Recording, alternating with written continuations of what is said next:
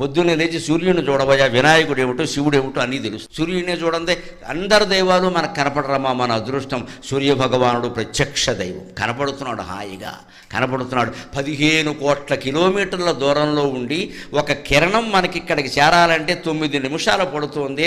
అంత 9 నిమిషాల్లో కొన్ని కోట్ల కిరణాలని భూమండలానికి అందించి భూమండలాన్ని అంతటినీ తేజోవంతం చేస్తున్న సూర్యుడికి ఎన్ని నమస్కారాలు చేస్తే రుణం తీరుతుంది.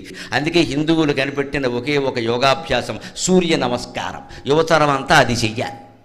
జమ్ము కాదు పనిలే. డాబా మీద సూర్య నమస్కారాలు చేయి. అది కొనడు, 4 యంత్రాలు కొంటాడు, పైకి లేపుతాడు, కిందకి తీస్తాడు, 4 రోజులు వాడతాడు. 4 రోజులు అయ్యాక దాని మీద తువ్వాళ్ళును బనీన్లు ఆరేస్తాడు.